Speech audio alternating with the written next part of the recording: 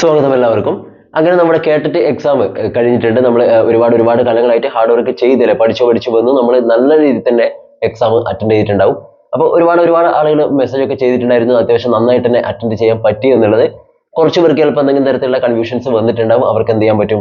ഒന്നുമില്ല, നമുക്ക് next exam വരുന്നുണ്ട്. അപ്പോൾ അതിൽ നമുക്ക് നന്നായിട്ട് സ്കോർ ചെയ്യാനായിട്ട് പറ്റും. ഓക്കെ, അപ്പോൾ എന്തായാലും എക്സാം കഴിഞ്ഞിട്ട് ഇപ്പോൾ ഇനിയിപ്പോൾ ഇതിന് ശേഷം എന്തൊക്കെ കാര്യങ്ങളാണ് നമ്മൾ അറിഞ്ഞിരിക്കേണ്ടത് എന്നുള്ളതാണ് ഈ ഒരു വീഡിയോയിൽ പറയാനായിട്ട് ഉദ്ദേശിക്കുന്നത്.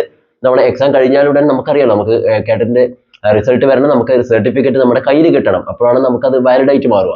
അപ്പൊ അതിന്റെ ഭാഗമായിട്ട് എന്തൊക്കെ കാര്യങ്ങൾ നമ്മൾ ശ്രദ്ധിക്കണം. അതിൽ ആദ്യത്തെ കാര്യം, നമ്മൾ എക്സാം കഴിഞ്ഞാൽ നമുക്ക് ആദ്യം ആൻസർ കീ വരാറുണ്ട്. നമ്മുടെ പരീക്ഷാ ഭവൻ തന്നെ എന്ത് ചെയ്യാറുണ്ട്, നമുക്കൊരു ഒഫീഷ്യൽ ആൻസർ കീ പബ്ലിഷ് ചെയ്ത് തരാറുണ്ട്.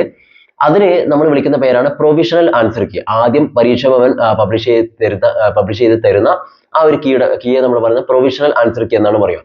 അതായത് ഒരു സാധ്യത ഉത്തര സൂചികയാണ്. അപ്പൊ അത് നമുക്ക് എന്ത് ചെയ്യും, അത് സാധാരണ വരേണ്ടത് എക്സാം കഴിഞ്ഞ ഒരാഴ്ചക്കുള്ളിലൊക്കെ വരാറുണ്ട്. പക്ഷെ കഴിഞ്ഞ 1-2 സീസൺ എക്സാംസിലൊക്കെ ഒരുപാട് ലേറ്റ് ആയിട്ടുണ്ട്.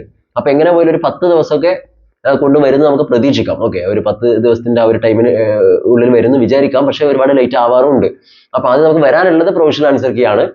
ആ ആൻസർ കീ വന്നതിന് ശേഷം മാത്രം എന്ത് ചെയ്താൽ മതി, നിങ്ങൾക്ക് അഥവാ മാർക്കൊക്കെ കൃത്യമായിട്ടൊന്ന് ടാലി ചെയ്ത് നോക്കണമെങ്കിൽ നോക്കിയാൽ മതി. കാരണം ഇപ്പോൾ നമുക്ക് അൺഒഫീഷ്യൽ ആയിട്ട് കീകളായിരിക്കും ഓരോ ഭാഗത്ത് ഓരോ തരത്തിലുള്ള ആൻസർ ഒക്കെ ആയിട്ട് വരിക. കൺഫ്യൂഷൻ ആയിരിക്കും അങ്ങോട്ടും ഇങ്ങോട്ടും. ചിലപ്പോൾ നമ്മൾ കറക്റ്റ് വിചാരിക്കുന്ന ഒക്കെ പരീക്ഷ ഭവന്റെ ആൻസർ കീ വരുമ്പോൾ മാറിയിട്ട് വന്നിട്ടുണ്ട്. അപ്പൊ അങ്ങനെയൊക്കെയുള്ള സാഹചര്യങ്ങളൊക്കെ ഉണ്ടാവാറുണ്ട്.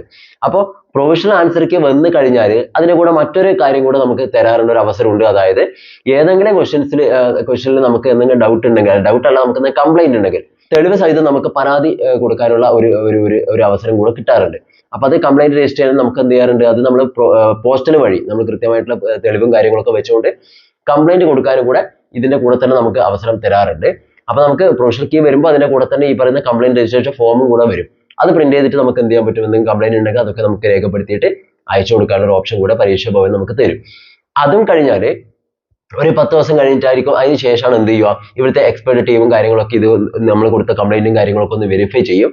എന്നിട്ട് അതിൽ എന്തെങ്കിലും ശരിയുണ്ടെങ്കിൽ, അതായത് ഇപ്പോൾ തന്നിരിക്കുന്ന ആൻസർ കീ അല്ല, അതിന് പകരം മറ്റൊന്ന് തിരുത്തലുകൾ വരുത്തണമെങ്കിൽ ആ തിരുത്തലുകൾ വരുത്തിയതിന് ശേഷം മറ്റൊരു ആൻസർ കീ കൂടെ പരീക്ഷാ ഭവൻ പബ്ലിഷ് ചെയ്യാറുണ്ട്.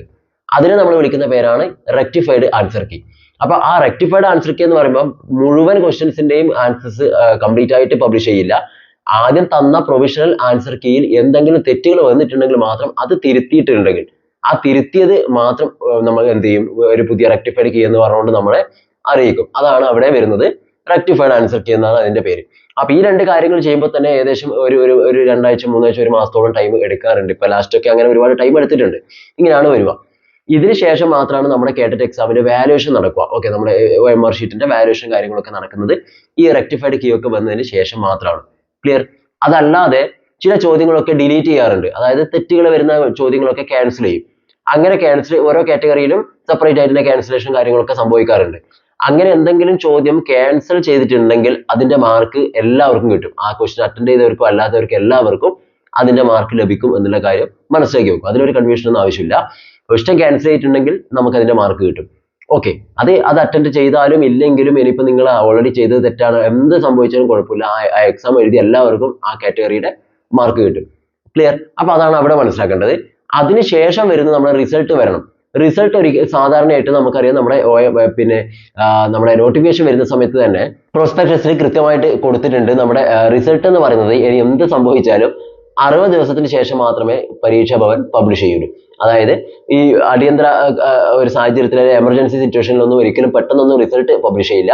എങ്ങനെ പോയാലും 60 ദിവസത്തിനുള്ളിൽ മാത്രമേ റിസൾട്ട് പബ്ലിഷ് ചെയ്യൂ എന്ന് പ്രത്യേകം അവിടെ കൊടുത്തിട്ടുണ്ട്. 60 ദിവസം എന്ന് പറയുമ്പോൾ 2 മാസം എന്തായാലും എടുക്കും. ഇപ്പൊ നമുക്ക് ഫെബ്രുവരി ലാസ്റ്റ് ആണ് ഇപ്പോൾ എക്സാം കഴിഞ്ഞത്. അപ്പൊ മാർച്ച്, ഏപ്രിൽ ലാസ്റ്റ് അല്ലെങ്കിൽ മെയ്യിലൊക്കെ റിസൾട്ട് പ്രതീക്ഷിച്ചാൽ മതി. ആ ഒരു സമയത്തേ വരും. അതിന്റെ മുന്നേ യുദ്ധകാല അടിസ്ഥാനത്തിൽ പെട്ടെന്നൊന്നും റിസൾട്ട് പബ്ലിഷ് ചെയ്യാറില്ല. ഇതുവരെയും ചെയ്തിട്ടില്ല. അത് നോട്ടിഫിക്കേഷനിൽ പ്രത്യേകം പറഞ്ഞിട്ടുണ്ട്. ഇനിയിപ്പോ ചെയ്യും എന്ന് നമുക്ക്, അല്ലെങ്കിൽ ചെയ്യില്ല എന്ന് ഉറപ്പ് പറയാനും പറ്റില്ല. ഓക്കെ, അപ്പൊ മനസ്സിലാക്കേണ്ട 2 മാസം കഴിഞ്ഞാലേ റിസൾട്ട് സാധാരണയായിട്ട് പബ്ലിഷ് ചെയ്യാറുള്ളൂ. ഇത്രയും കാര്യങ്ങളാണ് നമ്മൾ ഇതിന്റെ ഭാഗമായിട്ട് നടക്കുന്നത്. ക്ലിയർ? അപ്പൊ 2 ആൻസർ കീ വന്നു, പിന്നെ നമ്മുടെ റിസൾട്ട് വരും. റിസൾട്ട് വന്നു കഴിഞ്ഞാൽ നമുക്ക് എന്ത് ചെയ്യില്ല, ഇതിന്റെ സർട്ടിഫിക്കറ്റ് ഒന്നും നമുക്ക് നമ്മുടെ കയ്യിൽ കിട്ടില്ല. അതിന് വീണ്ടും നെക്സ്റ്റ് ഒരു പ്രൊസീജിയർ നടക്കാനുണ്ട്. അതിന്റെ പേരാണ് സർട്ടിഫിക്കറ്റ് വെരിഫിക്കേഷൻ.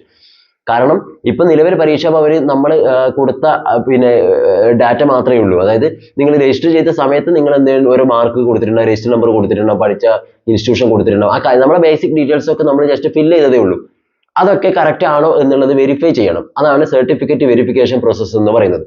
അത് നമ്മുടെ റിസൾട്ട് വന്നതിന് ശേഷം ഒരാഴ്ച ഒക്കെ ആകുമ്പോഴേക്കും എന്ത് ചെയ്യാറുണ്ട്, ഈ പറയുന്ന വെരിഫിക്കേഷൻ സ്റ്റാർട്ട് ചെയ്യും. അത് എവിടെ വെച്ചിട്ടാണെന്ന് ചോദിച്ചാൽ, നിങ്ങൾ എവിടെയാണോ എക്സാം സെന്റർ കിട്ടിയിട്ടുള്ളത് ആ എക്സാം സെന്റർ ഉൾപ്പെടുന്ന ഭാഗത്തെ വിദ്യാഭ്യാസ ഓഫീസിൽ വെച്ചിട്ടാണ്, ജില്ലാ വിദ്യാഭ്യാസ ഓഫീസിൽ വെച്ചിട്ടായിരിക്കും വെരിഫിക്കേഷൻ നടക്കുക. ജില്ലാ വിദ്യാഭ്യാസ ഓഫീസിൽ നേരിട്ട് വെരിഫിക്കേഷൻ നടത്താം, അല്ലെങ്കിൽ അതിന്റെ തൊട്ടടുത്തുള്ള ഏതെങ്കിലും സ്കൂളുകളിൽ ക്യാമ്പൊക്കെ ചെയ്തുകൊണ്ടായിരിക്കും വെരിഫിക്കേഷൻ നടത്തുക. എന്തായാലും ആ വെരിഫിക്കേഷൻ ഡേറ്റിന്റെ സമയത്ത് നമ്മൾ എന്ത് ചെയ്യേണ്ടി വരും, അതിന്റെ ഡേറ്റും കാര്യങ്ങളൊക്കെ നമുക്ക് ന്യൂസ് പേപ്പർ വഴിയൊക്കെയാണ് അറിയിപ്പ് ലഭിക്കുക. അപ്പോൾ അങ്ങനെ ഒരു ഡേറ്റ് കിട്ടിയാൽ നിങ്ങൾ എന്ത് ചെയ്യേണ്ടി വരും, ഈ പറഞ്ഞ എല്ലാ സർട്ടിഫിക്കറ്റിന്റെയും ഒറിജിനലും, അതിന്റെ ഡീറ്റെയിൽ ഞാൻ പിന്നീട് പറഞ്ഞുതരാം, ആ സമയം ക്ലിയർ ആയിട്ട് പറഞ്ഞുതരാം. സർട്ടിഫിക്കറ്റും അതിന്റെ കോപ്പിയൊക്കെ എടുത്തുകൊണ്ട് നമ്മൾ എന്ത് ചെയ്യണം, നേരിട്ടിട്ട് അവിടെ ഹാജരാവണം. ഓക്കെ, അതാണ് സർട്ടിഫിക്കറ്റ് വെരിഫിക്കേഷൻ എന്ന് പറയുന്ന ഒരു കാര്യം. അപ്പൊ നമ്മൾ വെരിഫിക്കേഷൻ പോയി കഴിഞ്ഞാൽ ഒരു ജസ്റ്റ് ഒരു 5 മിനിറ്റ് 10 മിനിറ്റ് സമയത്തെ കാര്യമുള്ളൂ. എല്ലാ കാര്യങ്ങളും അവർ ഓക്കെ ആണോ നോക്കും, എന്നിട്ട് എന്ത് ചെയ്യും, ഫൈനലായിട്ട് എല്ലാ നമ്മുടെ മൊത്തം കാര്യങ്ങൾ പരീക്ഷാ ഭവനിലേക്ക് സെൻഡ് ചെയ്യും. ഓക്കെ, അപ്പോൾ നിങ്ങളിപ്പോ നമ്മുടെ തൊട്ടടുത്തുള്ള സ്ഥലത്ത് പോയിട്ട് നമുക്ക് വെരിഫൈ ചെയ്യാൻ പറ്റില്ല. എവിടെയാണോ എക്സാം എഴുതിയത് അതിന്റെ പരിധിയിലുള്ള ജില്ലാ വിദ്യാഭ്യാസ ഓഫീസിൽ പോയിട്ടാണ് വെരിഫിക്കേഷൻ നമ്മൾ നടത്തേണ്ടത്. അപ്പോൾ വെരിഫിക്കേഷൻ നമുക്ക് നിർബന്ധമായിട്ട് ഒരു കാര്യം ഉണ്ടാവണം, എല്ലാ സർട്ടിഫിക്കറ്റിന്റെ കൂടെ ഇപ്പൊ നിങ്ങൾ എഴുതിയ കേഡറ്റ് എക്സാമിന്റെ ഹോൾ ടിക്കറ്റ് നിങ്ങളുടെ കയ്യിൽ നിർബന്ധമായിട്ട് ഉണ്ടാവണം. അതുകൊണ്ട് അതിപ്പോ തന്നെ ഒന്നും കൂടി ഫയലിൽ തന്നെ ഉണ്ടെന്ന് ഉറപ്പിക്കുക, അത് നശിപ്പിക്കാതിരിക്കുക. ഒരുപാട് ആളുകൾ അത് മിസ്സായി എന്നൊക്കെ പറഞ്ഞുകൊണ്ട് ആ സമയത്ത് വരാറുണ്ട്. അപ്പൊ ശ്രദ്ധിക്കണം, അതിൽ നിങ്ങളുടെ ഇൻവിജിലേറ്റർ സൈൻ ചെയ്തിട്ടുണ്ടോ എന്നുള്ള കാര്യം കൂടെ നിങ്ങൾ ഇപ്പോൾ ചെക്ക് ചെയ്യുക. ഇനി ഇല്ല എങ്കിൽ നിങ്ങൾ എന്ത് ചെയ്യേണ്ടി വരും, എക്സാം എഴുതിയ സെന്ററിൽ പോയിട്ട് സൈൻ വാങ്ങിയിട്ട് വരേണ്ടി വരും. ഓക്കെ, അത് കൂടി ഒന്ന് ശ്രദ്ധിക്കുക.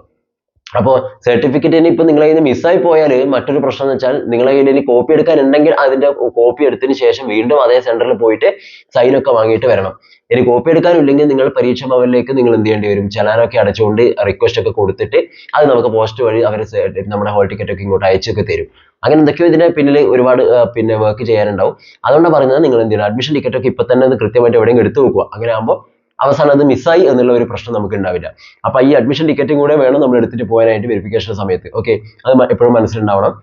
അങ്ങനെ നമ്മുടെ സർട്ടിഫിക്കറ്റ് വെരിഫിക്കേഷൻ കഴിഞ്ഞാൽ പിന്നീട് നമുക്ക് എന്ത് ചെയ്യാൻ, പിന്നെ കഴിഞ്ഞാലും നമുക്ക് സർട്ടിഫിക്കറ്റ് നമ്മളെ കയ്യിൽ കിട്ടില്ല.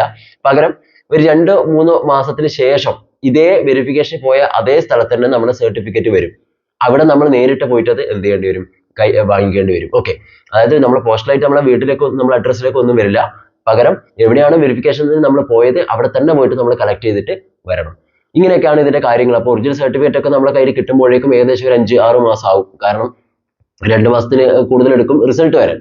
അതിനുശേഷം വെരിഫിക്കേഷൻ കഴിഞ്ഞ് വീണ്ടും 2-3 മാസത്തോളം എന്ത് വരും, ഈ പറയുന്ന സർട്ടിഫിക്കറ്റ് ലഭിക്കാനായിട്ട് ടൈം എടുക്കും. അപ്പൊ ഇത്രയും ഒരു ലെങ്തി ആയിട്ടുള്ള ഒരു കാര്യമാണ് ഈ പറയുന്നത് നമ്മുടെ കേട്ടറ്റ് എന്ന് പറയുന്നത്.